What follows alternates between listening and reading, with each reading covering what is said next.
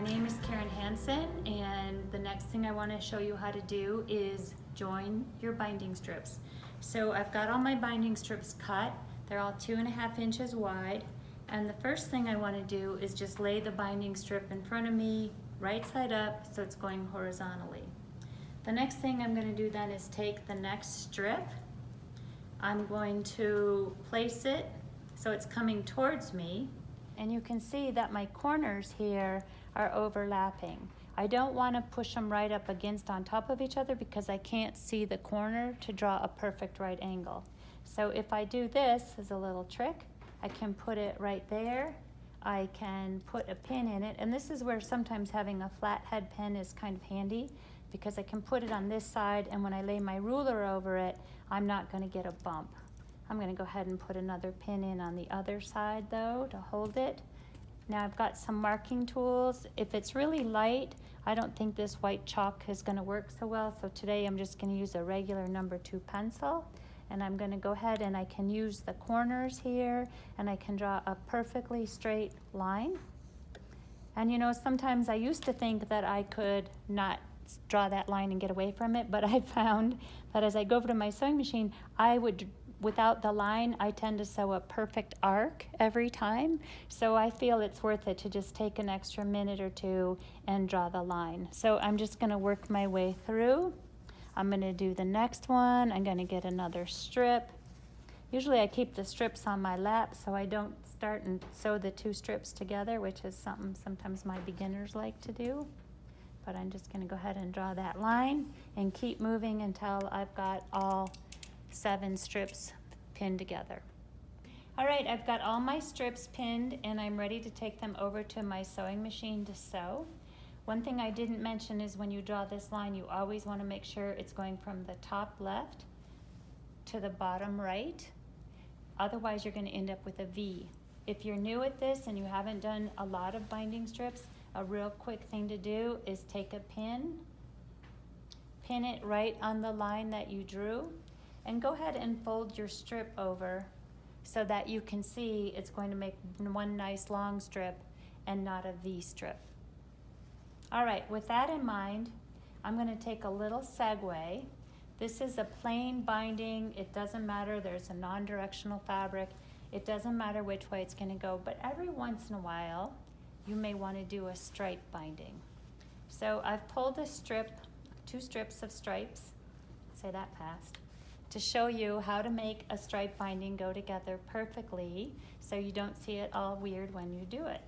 And what I'm going to do here is I've got the 2 strips, and now the first thing I need to do is make sure I've got the stripes going in the right direction. So you can see here it's going turquoise blue purple, and here it's going turquoise green lime. So I'm going to start with the other end of the strip to make sure that that's the way that they're going to go together, so that when I sew them, I'm going to have one long strip with the stripes going in the right direction. Now, in order to do that, I want to match the stripes. So if I just put this on here like this and went ahead and sewed it, you can see that my stripes don't line up at all. That's not the effect I'm looking for. I'm going to show you a really easy way to make sure you get it lined up every time. So you know that your line is going to go this way. That's how we marked it before. So an easy way to find that right angle is to go ahead and fold that over. I've cut it straight, so if I fold it and just match up the sides, I know I have a perfect 45-degree line there. And I'm going to go ahead and press that. And so now I've got my 45-degree line, and it's as simple as saying, well, where does it match up? And it's going to match up. There's my pink, my purple, my blue, my turquoise, and I'm going to lay that right on there, and that's exactly where I'm going to need to go. But pinning it is less perfect. So a little trick is you take my favorite secret tool, Elmer's washable clear school glue. No, I don't get paid to endorse this, but I can tell you it goes on sale at Fred Meyer every fall, and for a buck a bottle, and I hoard it. So if there's none left, it's because I've already bought it all.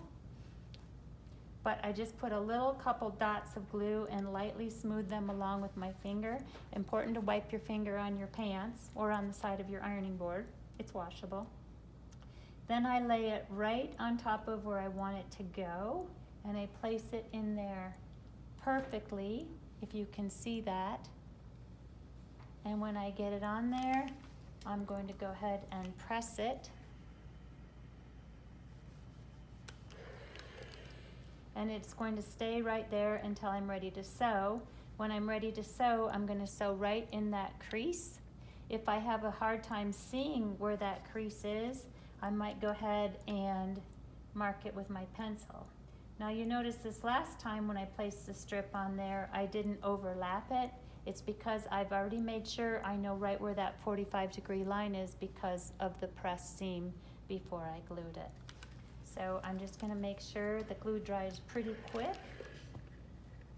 And I'm going to go ahead and make sure, and if this was a whole binding for my quilt, I would go ahead and press all these, glue them, press them, and make a whole strip. The trick is when I go to sew them, and we're going to do that next, is I'm going to sew right in that line, and before I trim it, I'm going to go ahead and pull this seam apart, because it's really hard to open up that seam when you've got 1/4 of an inch that's been glued and you're putting too much pressure on that fabric to pull the seam apart. So that's just a little bit different from doing it how we're going to do this other one that I just sewed. Okay, here we go. We're ready to sew. This is the easy part. I'm just going to line it up, hit the gas. I like to sew with 2.0 stitches per inch, whatever that means, because it's a nice tight little seam. And I'm sewing right on the line. So 7 strips, it means I've got 6 seams. I'm going to sew these seams together and I'll be on to the next step. Okay, so I've sewn all my binding strips together, and I'm going to go ahead and cut them apart. And then the next thing I'm going to do, we're going to go ahead, I'm just going to use a scissors and kind of eyeball that 1/4 of an inch seam. Eyeball's a verb, I think. And I've got that, I've trimmed it.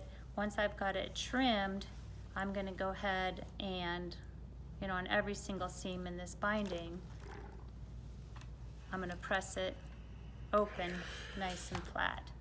Now earlier we talked about doing a stripe binding, and as you can see here, I've sewn it.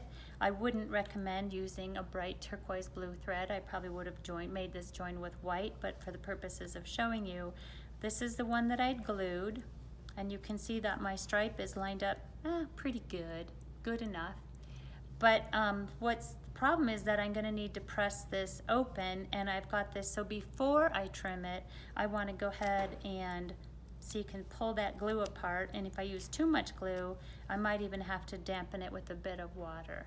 Another reason you wanted to use a white thread and not a blue thread is so you don't see that seam.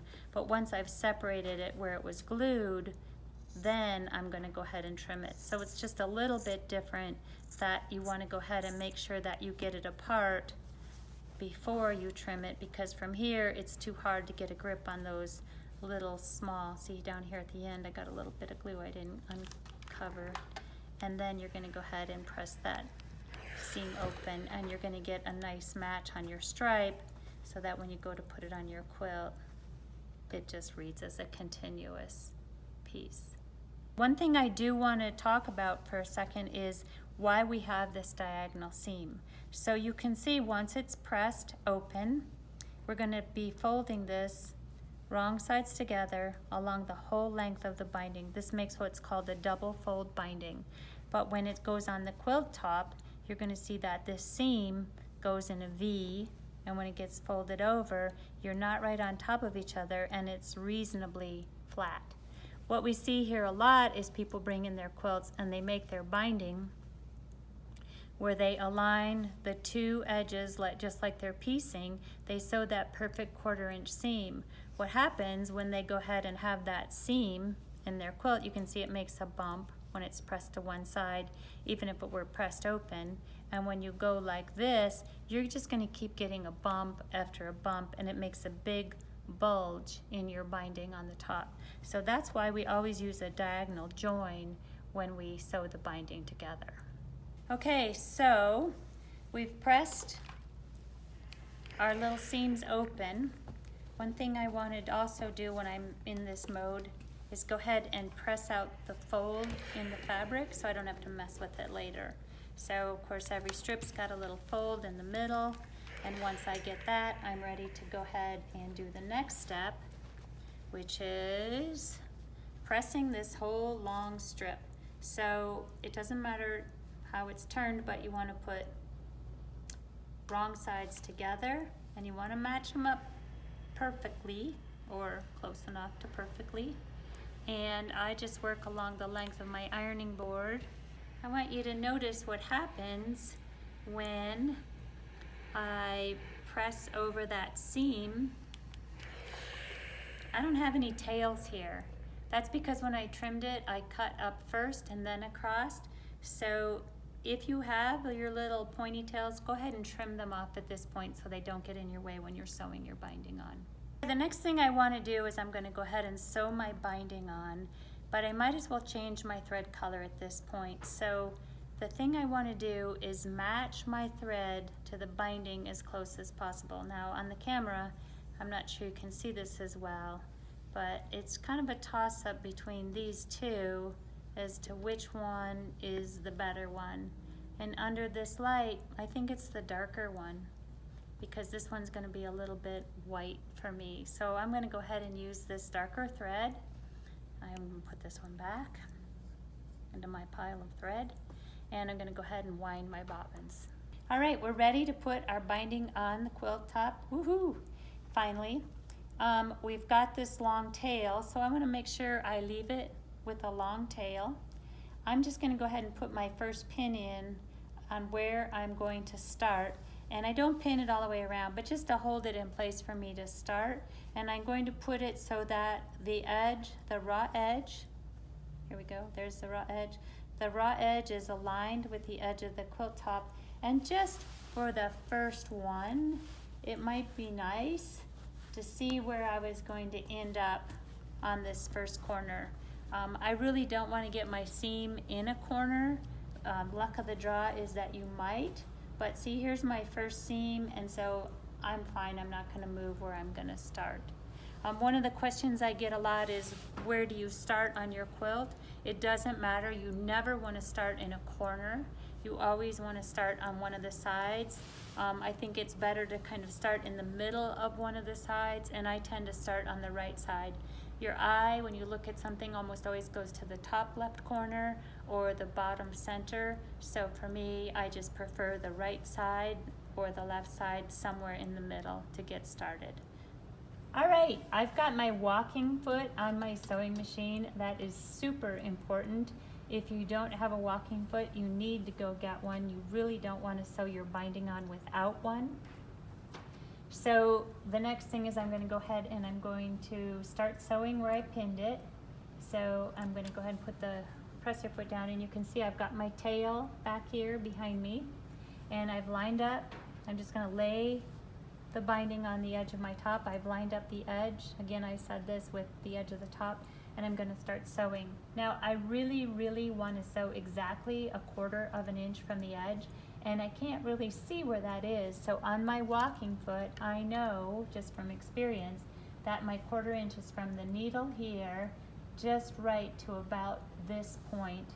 Actually on this foot, I think there's a little marking on it that's pretty hard to see that shows you where the 1/4 inch is.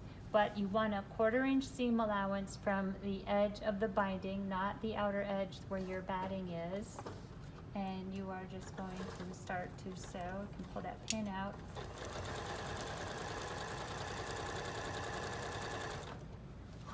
And there is my 1/4 inch seam. Can you see that on the camera maybe?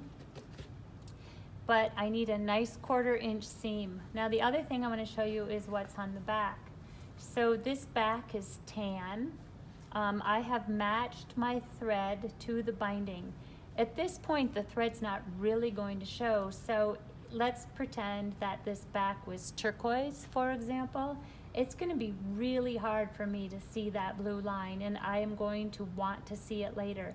So if possible, or if necessary, I guess I should say, if necessary, you may want to change your bobbin color so that you can see it. I wouldn't want to change it to anything super glaring. In this case, I'm just lucky that my turquoise works. But if this was a turquoise back and I really wanted to see it, I might consider putting in, you know, maybe a light tan thread just in the bobbin so I can see that sewing line on the back side of the quilt. So with that said, this is the boring part. I'm going to go ahead and sew this. Okay, I'm sewing along and I'm almost to the corner. I'm just going to go ahead and put a pin in here to hold it in place until I get to the corner, just to make it easier to handle.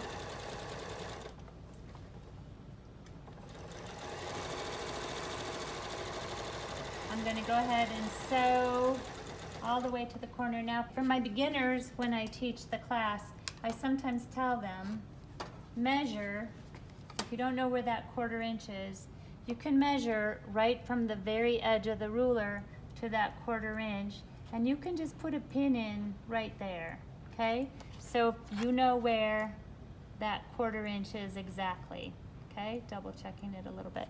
It's just a little tiny bit past that pin or right on it.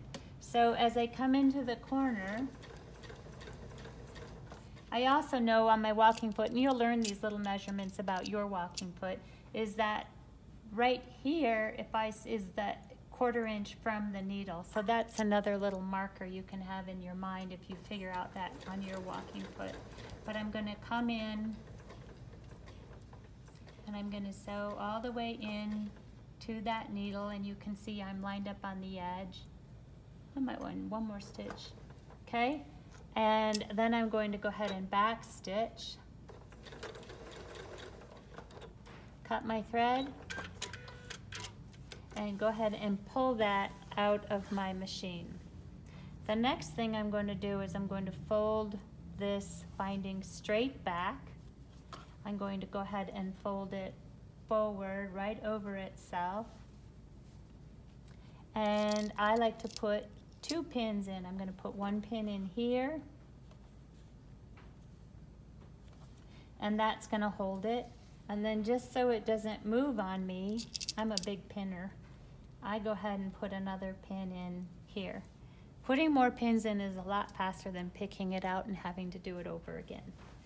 So another little trick is we are going to sew starting at the very edge and sew a 1/4 inch all the way down. At least that's what all the little tutorials tell me to do. But I have learned that if I start sewing at this edge with the sewing machine, that it pushes this corner in when I sew it. So my next little trick is that I am going to come down, I can lift this up a little bit, I'm going to come down about 1/2 inch or so, and I'm going to go in reverse,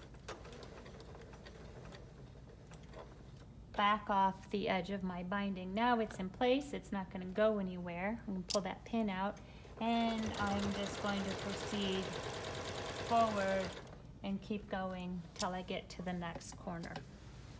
I'm on the home stretch. I am coming up on the edge where I started, and here I've got a little seam, and I can't quite reach that seam, so I'm just gonna kind of leave myself a gap and split the difference. So if you can see, I probably got about 8 inches, maybe a little more there. I'm going to go ahead and stick a pin in it so I know where to stop.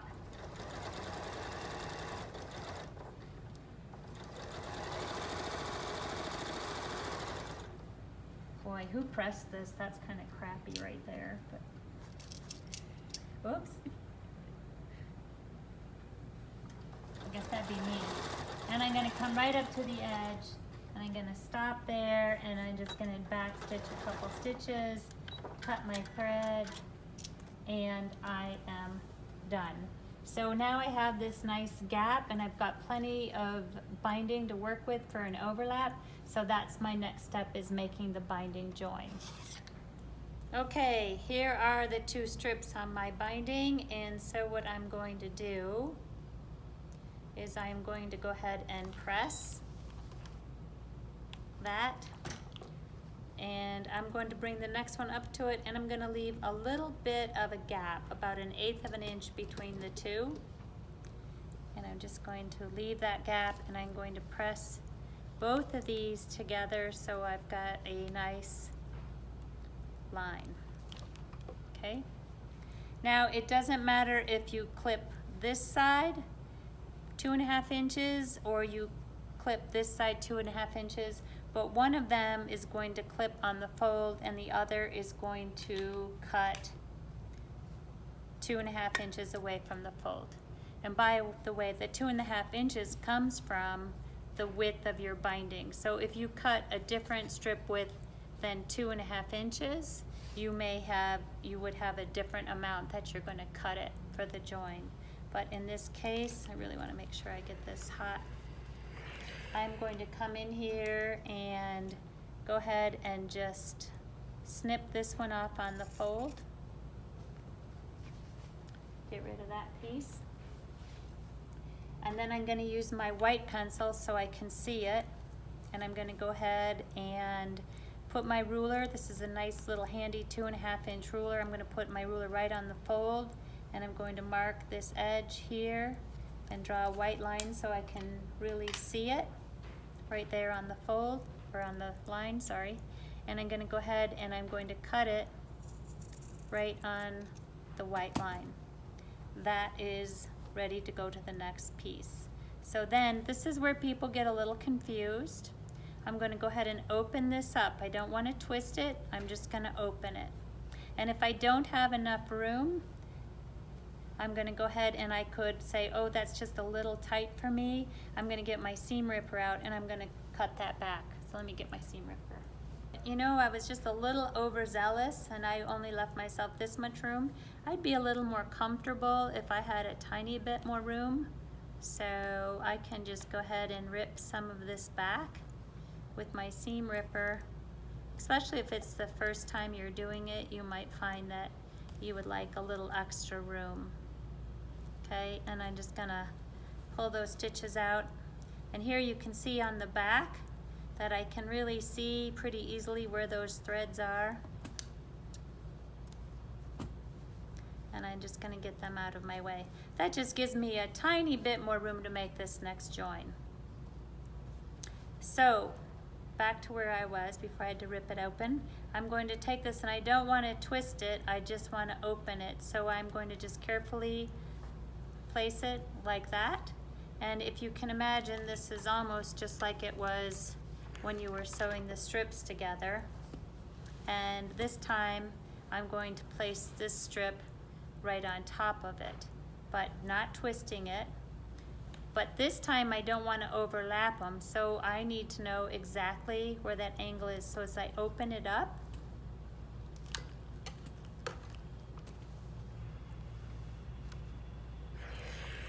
I can find where my right angle is going to be just by folding that to the corner or to the edge, and I've got it nice and flush. And once again,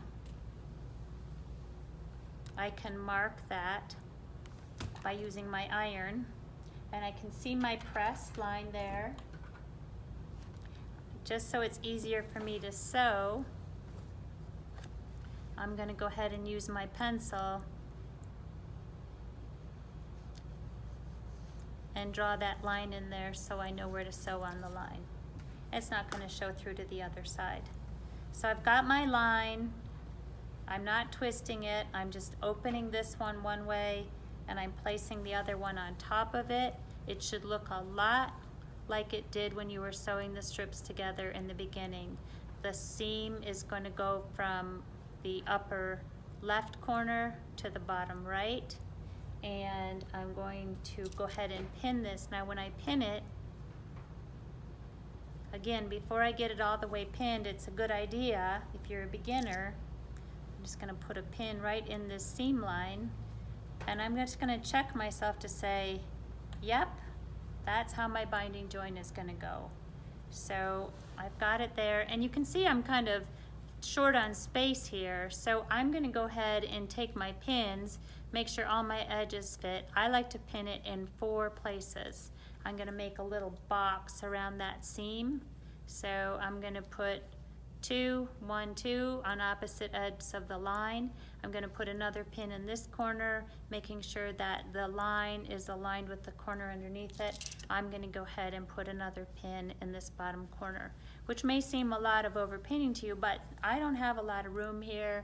As I wrestle it under my sewing machine, I don't want it to move on me. Okay, I'm back at my sewing machine. I just jumped over here like nothing. And I am going to put this right underneath here. I'm going to turn my stitch down just a tiny bit because I like to sew the binding with a 2-0 stitch. And I am going to just sew right on the line. I've still got my walking foot on, which is fine. You can sew with your walking foot on. Some people sew with the walking foot on all the time. Quincy, she's just wrong, but no. Anyway, so I'm just gonna sew on that seam carefully. I did go over that pin, but slow. And cut my thread. Pull my pins out. One last check before I trim it, and that's gonna be just fine. It's always good to check yourself a little bit. I'm gonna jump back over to my ironing board. Okay, so I've got it, I've checked it to make sure it's gonna go the direction I want before I trim it. Always a good idea. I am going to come over here and again, just cut, eyeballing a 1/4 inch seam. I'm going to press that seam open.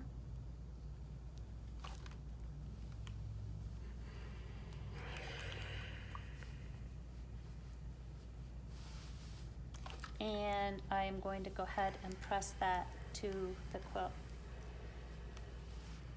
Now again, I said I'm a pinner. I know that there's some people out there who won't pin it, but I've pressed it to the quilt. I've made it fit. I don't want any surprises when I go to sew this last little bit. In other words, I don't want to sew along and get a little pucker here at the very end. That's just would be nasty. So I've pressed it, I'm pinning it, and I'm going to go ahead and go back to my sewing machine and sew that seam.